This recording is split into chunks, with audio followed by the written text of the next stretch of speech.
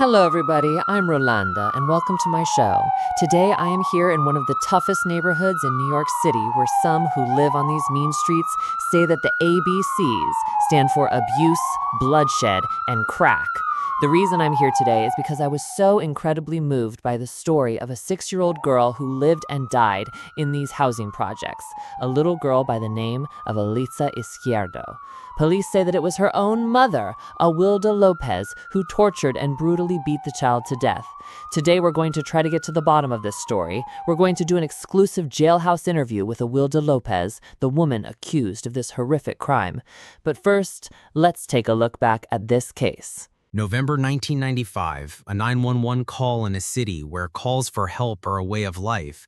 Police respond, but it is too late for little Elisa Izquierdo, one of the most heartbreaking victims of an epidemic that is killing 2,000 children a year.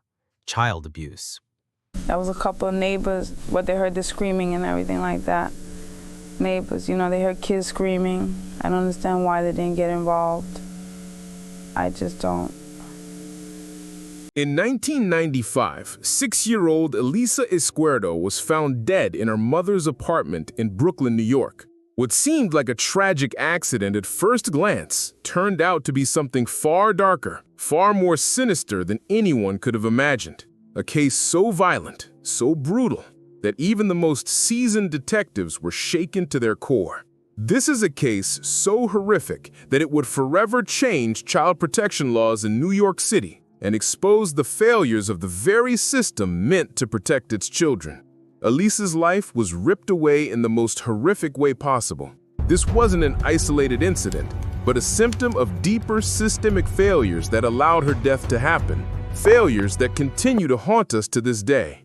How does a 6-year-old child, full of potential, dreams, and innocence, end up in a situation so violent, so devastating? Her story is not just about one family's tragedy. It's a wake-up call, a brutal reminder of how vulnerable children can be in a system that should be protecting them. But how could this have happened? How did the signs go unnoticed for so long? Stay with me as we dive into the heart-wrenching details of Elisa's life and tragic death, and uncover the failures that led to a broken system and the brutal end of an innocent life. Before I begin, let me ask you, where are you watching from? Drop your city in the comment below. I would like to know how far Elisa's story is going. Elisa Izquierdo was just like any other 6-year-old. She loved to run, play, and learn. Her bright, curious eyes were always filled with wonder. Her smile could light up a room, and she was known for her warmth, her laughter, and her boundless energy. Elisa was the kind of girl who made friends easily and charmed everyone around her with her innocent joy.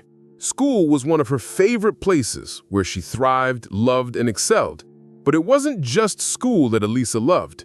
It was the world she was starting to discover. Her father, Gustavo Izquierdo, a Cuban immigrant, was the most important person in her life. He did everything in his power to ensure that Elisa had every opportunity to succeed.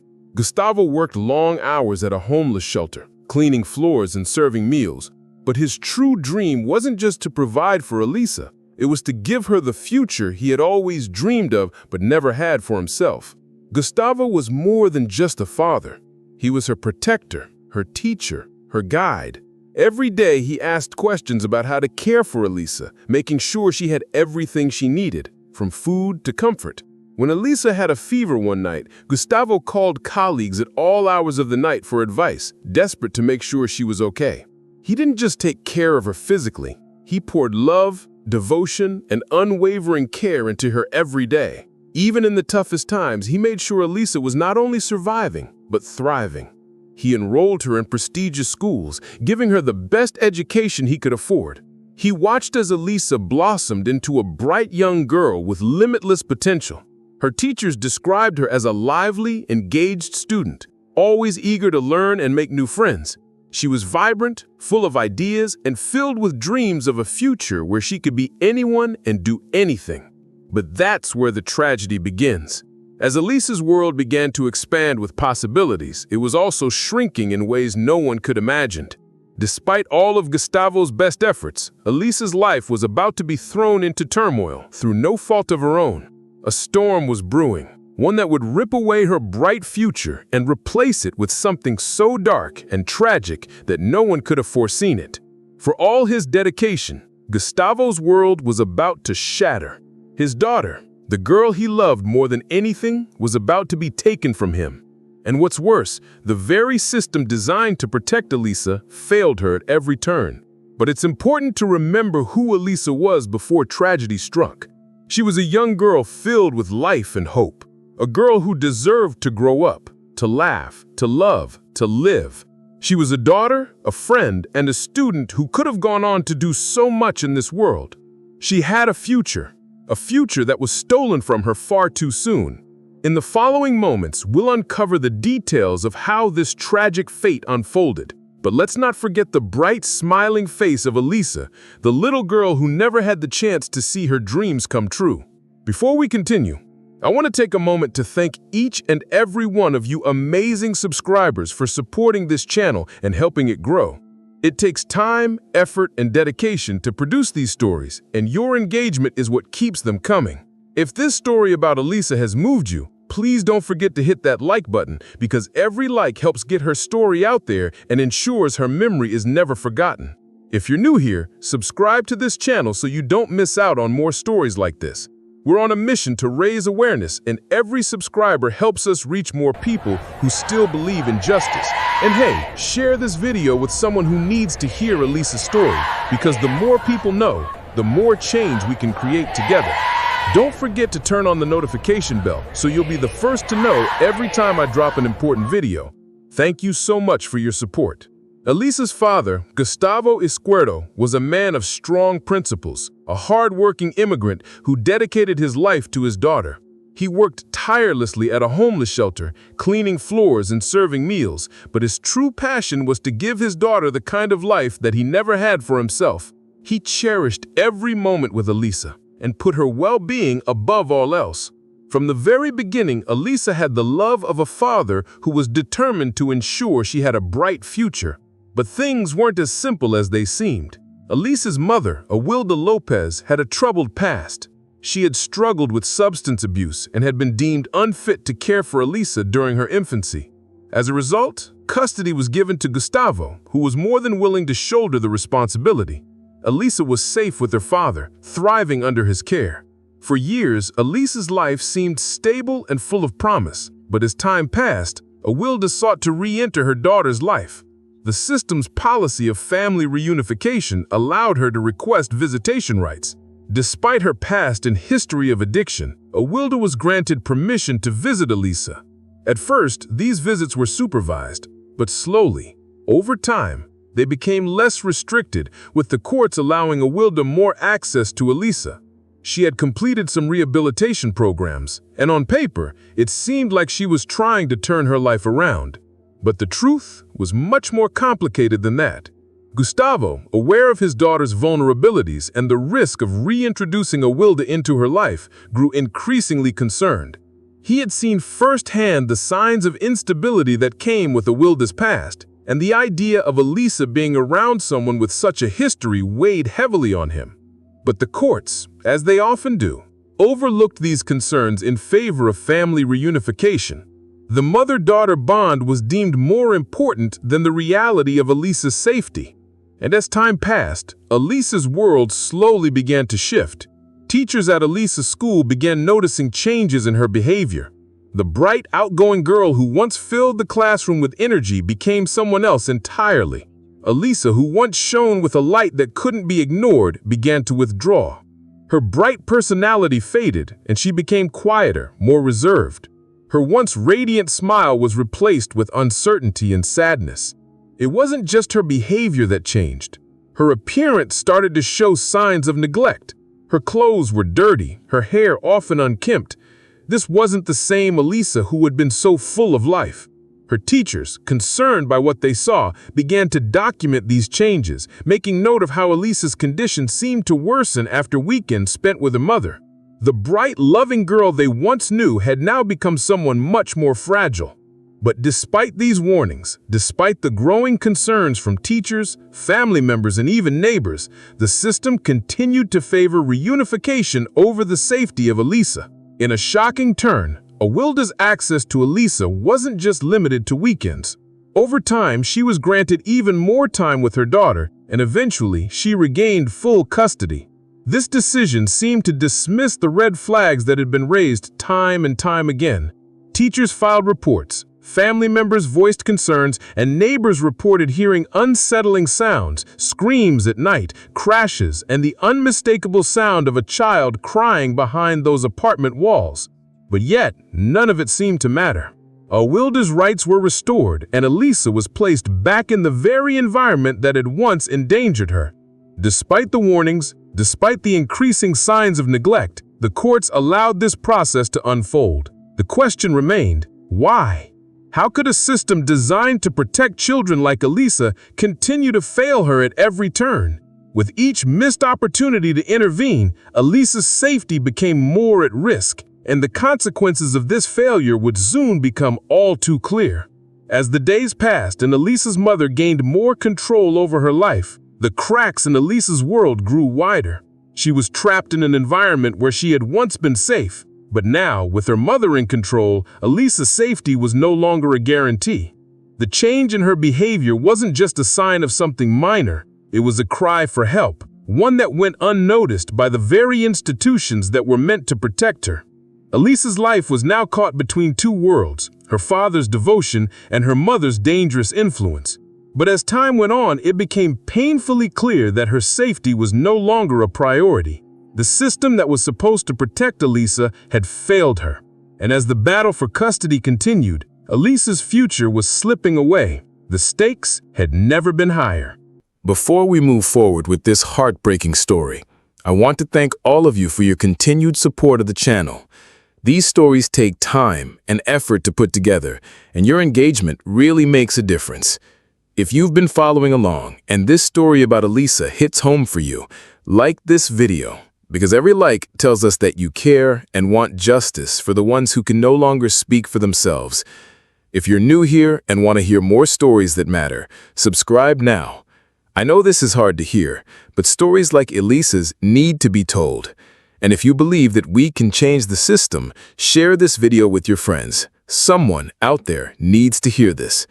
Also, don't forget to click the notification bell so that you'll be the first to know whenever a new story is up. Let's keep this conversation going, and let's make sure Elisa's voice is never silenced.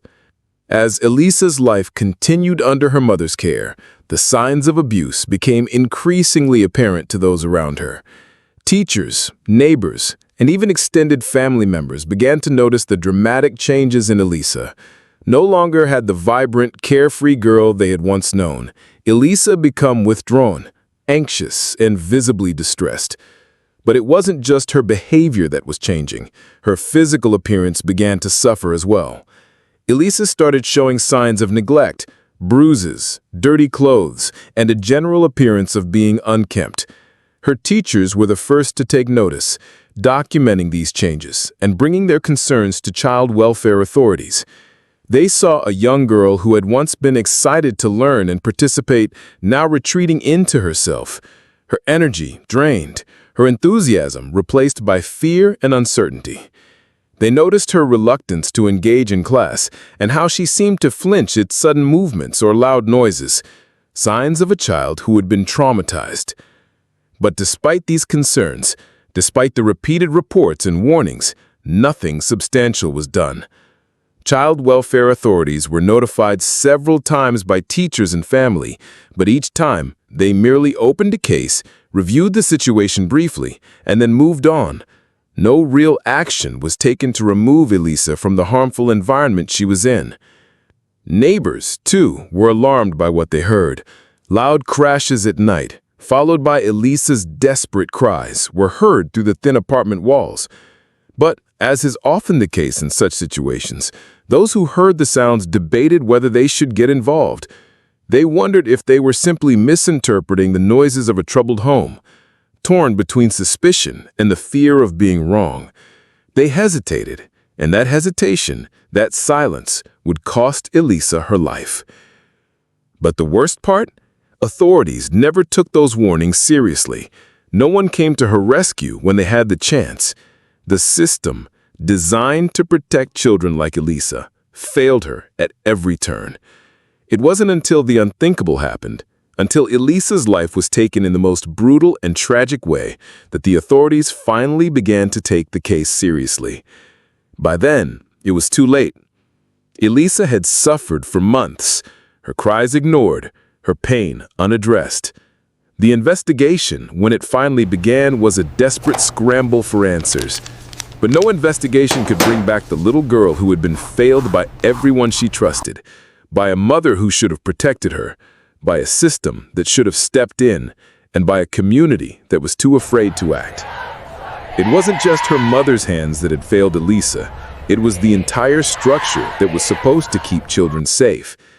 And now, the cold reality of the situation had set in. Elisa was gone. The unthinkable had happened, and all the authorities could do now was try to piece together what had gone wrong. At this point, the investigation is finally starting to gain momentum, but it's heartbreaking that it took so long for the authorities to act. Do you think that this delay in the investigation is part of the reason Elisa's life was short? What could have been done differently? I'd love to hear your thoughts on this. Drop a comment below and let's talk about it. I read and respond to every comment, so I'm excited to hear from you. On November 23, 1995, the unthinkable happened. Elisa Izquierdo was found unresponsive in her mother's apartment in Brooklyn, New York. It was a scene that would forever haunt the investigators, the community, and anyone who heard her story. Paramedics rushed to the apartment when the emergency call came in, but despite their best efforts, Elisa was pronounced dead shortly after arriving at Beekman Downtown Hospital. At first, there was a glimmer of hope that this was a tragic accident. Maybe it was a fall, an unfortunate mishap, something that could be explained away. But as medical reports started to come in, that hope quickly evaporated. Elisa hadn't just been hurt in a single incident. No, the truth was far more horrifying. The autopsy revealed that Elisa had suffered severe brain trauma, the result of a violent blow to the head. Her small, fragile body had been subjected to repeated abuse, beaten, neglected, and tormented over a prolonged period. Her injuries were not the result of one unfortunate event. They were the culmination of months, possibly years, of escalating cruelty. Elisa had been living in a nightmare, and the system, the very system that was supposed to protect her, had failed her.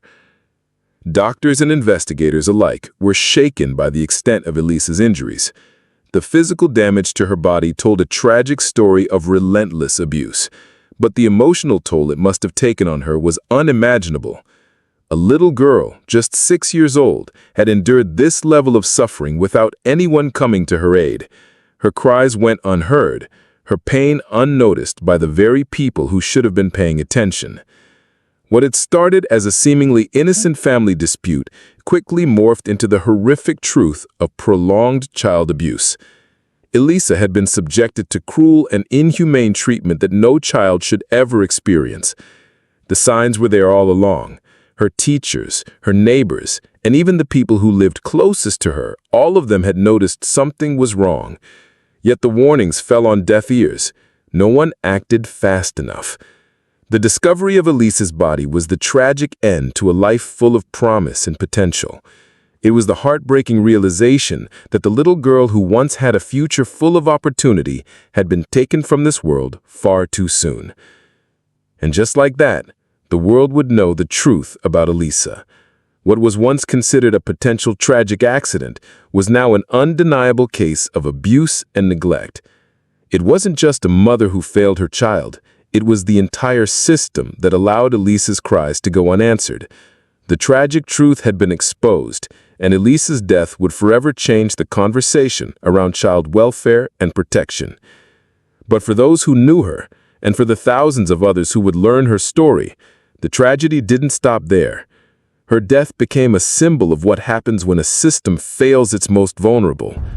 Her life, cut short in the most brutal way imaginable, forced us all to confront the horrific reality of child abuse that so often goes unnoticed, ignored, or mishandled. After Elisa's body was discovered, it's clear that her case was much darker than anyone imagined. How do you think the investigators felt when they uncovered the truth? Do you think the community and authorities could have done more to save her before it was too late? Share your thoughts in the comments below. I read every single one of them. And tell me, where are you watching from? I'd love to hear from all of you around the world. After the horrifying discovery of Elisa's body, the wheels of justice slowly began to turn. Awilda Lopez, Elisa's mother, was arrested and charged with second-degree murder. The case quickly gained national attention, not just for the brutality of Elisa's death, but because of the many failures that led to it. Awilda, after initially denying her role in her daughter's death, eventually pled guilty. The trial and subsequent legal proceedings brought some sense of accountability, but the truth was that the damage had already been done. Elisa was gone, and no amount of legal punishment could bring her back. Awilda was sentenced to 25 years to life in prison, a sentence that reflected the severity of her actions, but the public's attention soon shifted to a more pressing issue. How could the system have allowed something so horrific to happen? How could so many red flags go unnoticed by the very authorities tasked with protecting children? How could those who were in a position to intervene fail Elisa so miserably? The case sparked outrage and forced a reckoning with the city's child protection system. Families, teachers, and concerned citizens all demanded answers. The more they learned, the clearer it became. Elisa's death wasn't just a tragedy, it was a consequence of systemic failures at every level. From the courts to child welfare agencies, the system had repeatedly failed to take action when it was most needed. Out of this public outrage came something that would change the future of child protection in New York City: Elisa's Law. This landmark legislation was passed in the wake of her death and aimed to hold child welfare services more accountable. Elisa's Law mandated greater transparency in child welfare cases, ensuring that when children were at risk, the system would have to act swiftly and decisively. It also required that agencies involved in child protection be more responsive, with regular reviews of cases and a heightened focus on following through with interventions. While Elisa's Law marked an important step forward, the tragedy of Elisa Izquierdo's death left many unanswered questions. How could a system that was designed to protect children fail so spectacularly? How could Elisa, a 6-year-old girl, have suffered in silence for so long, with warnings from her school, her neighbors, and even her father falling on deaf ears? These were questions that no law could fully address, and the public was left grappling with the harsh reality that reform, though important, could never undo the damage done to Elisa. As time passed, the case continued to haunt those who had been involved in it, from the detectives who had investigated her death to the community who had failed to intervene. Elisa's death had been a wake-up call, but for many, it was clear that the issues she faced were not just about one mother's actions or one child's tragedy. It was about a broken system that allowed countless others to suffer in silence. The legal aftermath of Elisa's case did bring some sense of justice, but it also left behind a profound sense of loss. Her life, full of promise and potential, had been taken far too soon. Her case would live on, not only as a reminder of the fragility of childhood innocence, but also as a call to action for those who can make a difference in the lives of children who need protection the most.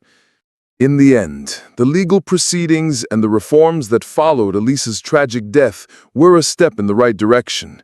But the question remained: was justice truly served? Was enough done to ensure that no other child would fall through the cracks like Elisa did? These were the questions that would continue to echo in the years to come. Before we continue, I just want to take a moment to express my gratitude for all the incredible subscribers who keep supporting this channel.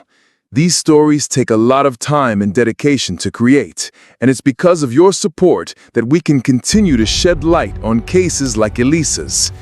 If you're as moved by this case as I am, please like this video, because every like helps us spread awareness. Subscribe to the channel so you won't miss any important updates or more stories that need our attention. I truly believe that Elisa's story can inspire change, but we need your help to reach more people. So please share this video with someone who believes in justice and wants to ensure that no child is ever overlooked again. Don't forget to hit the notification bell so you're the first to know when we release more important stories like this one. Thank you for being part of this journey and for helping keep these conversations alive. Elisa's death was more than just a tragedy. It was a wake-up call for all of us, a reminder of the vulnerabilities that children face and how easily they can fall through the cracks of a system that is supposed to protect them. Elisa's case exposed the deep flaws in child welfare, legal systems, and societal indifference. It showed us how a child can go unnoticed, even when every sign is there, even when the people closest to her know something is wrong. Elisa's tragic end was not just the failure of one person, but the failure of an entire system. Her death forced the world to confront the hard truth that despite the good intentions of many, too many children slip through the cracks. Too many children are forgotten, their cries for help ignored, their pain unseen. Elisa's legacy, while full of sorrow, is also one of change. Her story led to the creation of Elisa's Law, a step toward reform in New York City's child welfare system, ensuring that no child suffering would go unnoticed again. But as important as this law is, Elisa's case serves as a powerful reminder that change must not stop there. It's not just about the laws, it's about ensuring that every child is seen, heard, and protected. Elisa's story also highlights something crucial: the need for continued vigilance in child protection. Laws can be passed, but without action, without the eyes and ears of those around the child, these laws are nothing more than words on paper. Teachers, neighbors, family members, they are the ones who often see the signs first. They are the first line of defense, the ones who can make the difference between life and death. We must never forget the importance of community involvement, of stepping in when we see something isn't right, of trusting our instincts and speaking up, even when we're not sure. While Elisa's case may have sparked reform and led to legislative change, it's up to each of us to continue the work. We can honor her memory by ensuring that no child is ever ignored again. Elisa's life may have been tragically cut short, but her story lives on, a powerful reminder that we all have a responsibility to protect the most vulnerable among us. Before we wrap up, I want to take a moment to thank you for joining me today. Your support means so much in helping these stories reach more people.